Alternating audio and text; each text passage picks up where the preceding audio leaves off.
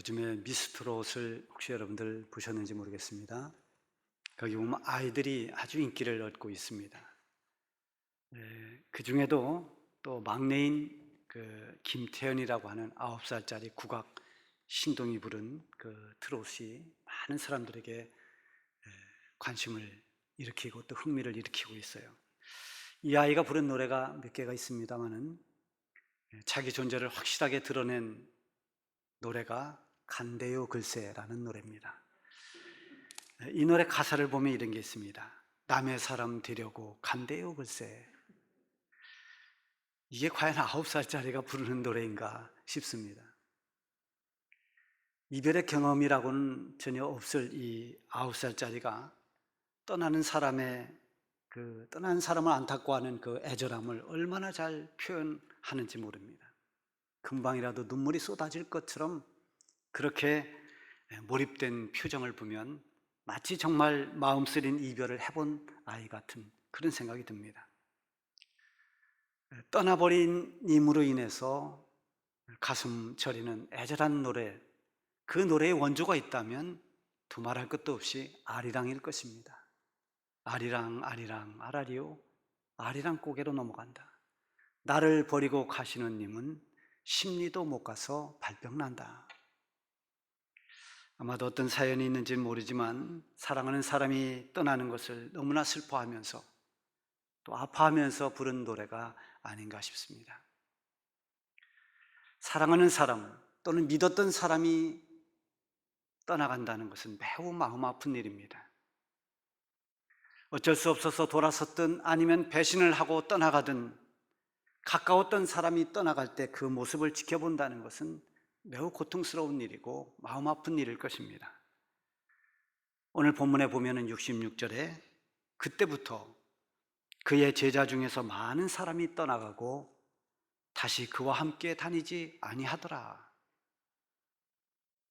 예수님을 떠나가고 다시는 예수님과 함께 다니지 아니했다라는 말씀이죠. 예수님의 공생애가 시작되면서 예수님이 전하는 말씀을 듣고 많은 사람들이 몰려왔습니다.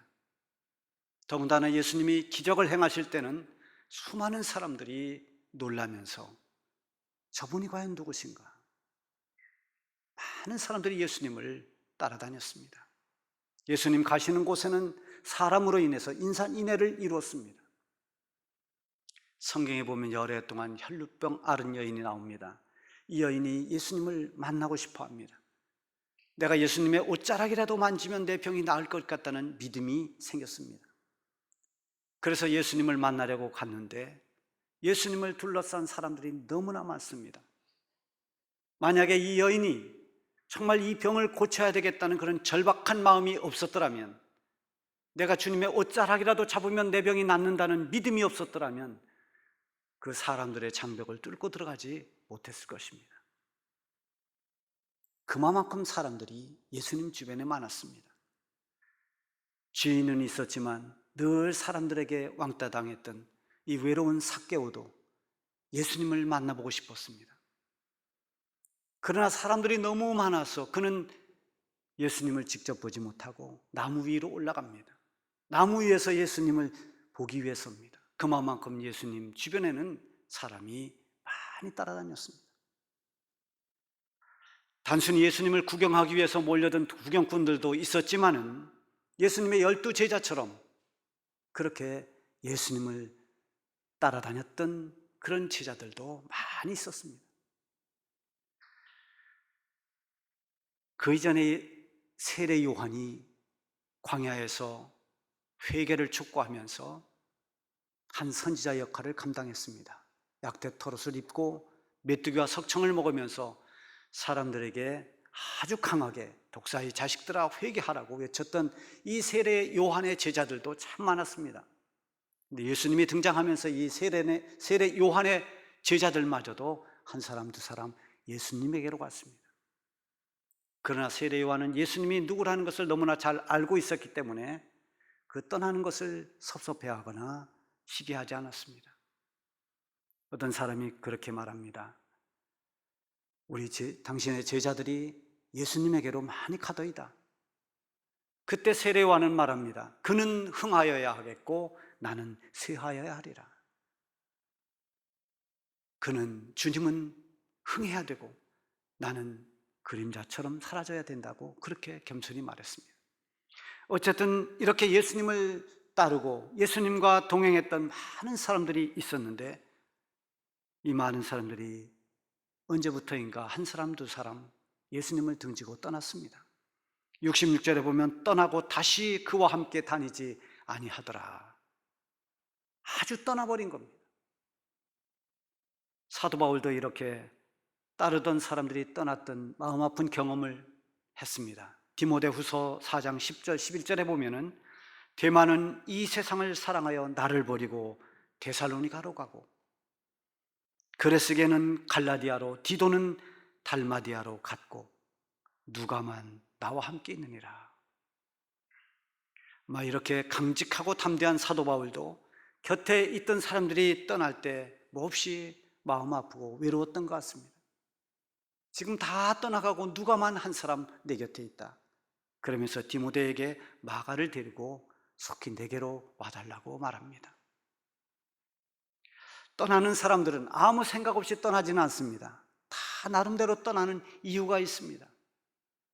다퉜건, 아니면 어떤 오해를 했든, 뭔가 서운했든, 아니면 자기 욕구가 채워지지 않았기 때문이든, 배신을 하든 다 이유가 있죠. 66절 보면은 그때부터라고 했습니다. 바로 이때, 그때부터 사람들이 떠났습니다. 과연 이유가 무엇일까? 그때가 언제인가? 그때는 바로 예수님께서 저 가버나움 회당에서 말씀을 전하고 난 뒤서부터입니다. 예수님의 말씀을 듣고 더 예수님을 잘 따라야 되는데 오히려 말씀을 들은 무리들이 예수님을 떠나갔습니다. 회당에서 예수님의 말씀을 듣고 사람들의 반응이 60절에 나와 있는데요, 제자 중 여럿이 듣고 이 말씀은 어렵도다, 누가 들을 수 있느냐, 이렇게 말했다는 겁니다. 주님께서 하시는 말씀이 너무나 어려워서 이건 알아들을 수가 없다, 이걸 누가 알아듣겠느냐, 모르겠다는 것입니다. 예수님이 하시는 말씀을 이해하지 못했습니다. 깨닫기에는 말씀이 너무나 어렵다는 것입니다. 그들은 이 말씀을 들을 수 있는 귀가 없었습니다. 말씀을 들을 때 그 말씀이 깨달아지기만 하면 그 말씀을 통해서 우리는 기쁨을 얻습니다. 회복과 치유가 일어납니다. 말씀이 내 안에 부딪힐 때 그 영혼이 살아나는 이 생명의 역사가 일어납니다. 그래서 말씀을 생명의 양식이라고도 그렇게 말합니다. 그런데 주님께서 63절에 보면 살리는 것은 영이니 육은 무익하나 내가 이른 말은 영이요 생명이라. 우리 주님께서 지금 영적인 말씀을 하고 있습니다. 생명의 말씀을 전하고 있습니다. 말씀을 세상적인 기준으로만 들으면 이해할 수 없는 것들이 참 많습니다. 예수님께서 회당에서 하신 그 말씀이 다 영적인 의미를 담고 있는 말씀들이었습니다. 내가 곧 생명의 떡이라. 예수님의 자신을 생명의 떡이라고 말씀하십니다. 기적을 통해서 수많은 사람들에게 먹을 것을 나눠주셨던 그 주님이 내가 떡이다 라고 말씀하세요. 나는 하늘에서 내려온 살아있는 떡이니 사람이 이 떡을 먹으면 영생하리라. 내가 줄 떡은 곧 세상의 생명을 위한 내 살이니라. 이 말을 듣고 사람들이 수근거립니다. 도대체 무슨 말씀이냐? 어떻게 사람이 자기 살을 떼어서 사람들에게 나눠줄 수 있단 말이냐? 떡은 무엇이고 살은 무엇인가? 주님의 말씀을 알아듣지를 못했습니다. 주님의 말씀은 믿음을 가진 영적인 사람이 될 때 그 말씀이 아주 또렷하게 들립니다. 많은 제자들이 예수님을 떠난 것은 그들의 관심이 영적인 것에 있지 아니하고 육신적인 것이거나 이 세상의 것에 있기 때문이었습니다. 그들은 오병이어의 기적을 본 사람들입니다. 물고기 2마리, 보리떡 5개를 축사하시고 나눠줄 때 거기 앉았던 5,000명이 먹고도 남았습니다. 예수님을 따라다니기만 하면 먹고 사는 문제가 해결될 것만 같았습니다. 그래서 어떤 사람은 이 경제의 문제를 해결하기 위해서 예수님을 따라다녔고, 어떤 사람은 지금 로마의 속국으로 있는 이 정치적인 문제를 풀기 위해서 저만한 능력을 가지고 있는 사람이라면 이제 이 나라의 왕이 되어 로마를 몰아낼 수 있는 사람이 되겠구나, 이런 지상의 메시아를 꿈꾸며 따라다녔던 사람들도 있습니다. 그러나 예수님께서 더 이상 기적의 떡을 주지 않습니다. 영혼의 양식인 말씀만 가르칩니다. 그리고 자신이 생명의 떡이라고 말합니다. 사람들은 점점 실망합니다. 그리고 한 사람 두 사람 예수님을 돌아섰습니다.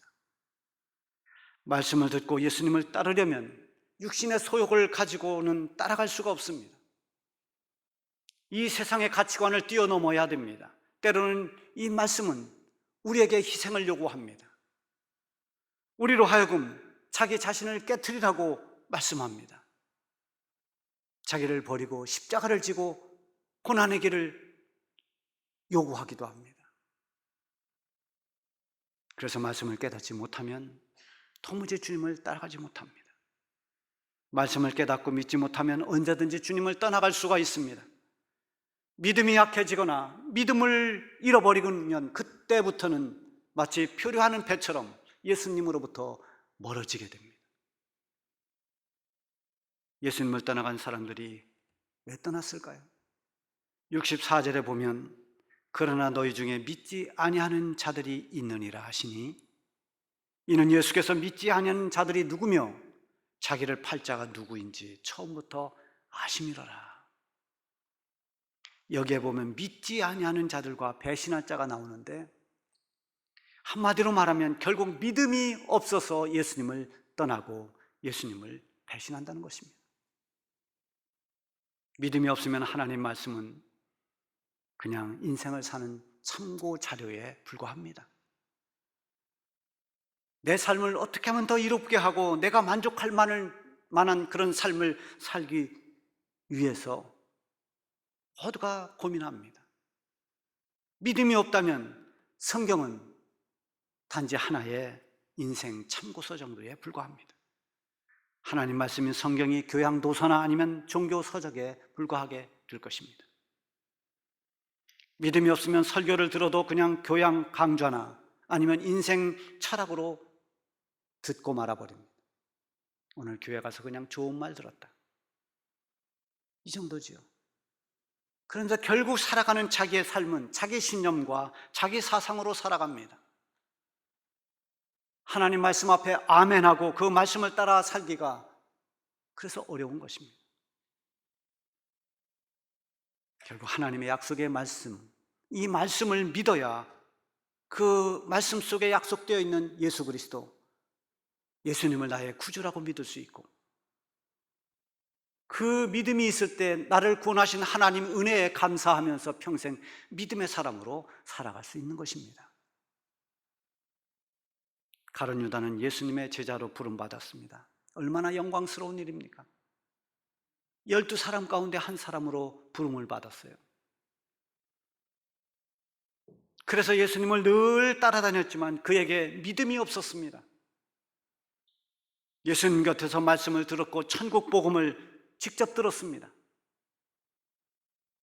그러나 자기 생각에 붙잡혀서 그 속에 내적인 변화가 일어나지 않았습니다. 겉으로는 예수님과 함께 있었지만 그의 목적은 달랐습니다. 자기의 목적이 이루어질 것 같지 않게 되자 결국은 예수님을 배신하고 예수님을 팔아 넘겼습니다. 사람들이 이런저런 이유로 예수님을 다 떠나가고 이제 예수님의 12 제자들이 덩그러니 남아있을 때 예수님이 제자들에게 물어보십니다. 너희도 가려느냐? 너희도 가려느냐? 그렇게 몰려왔던 사람들이 다 떠나갔는데 너희도 가려느냐? 이렇게 묻습니다. 이때 베드로가 대답합니다. 영생의 말씀이 주께 있사오니 우리가 어디로 가오리까?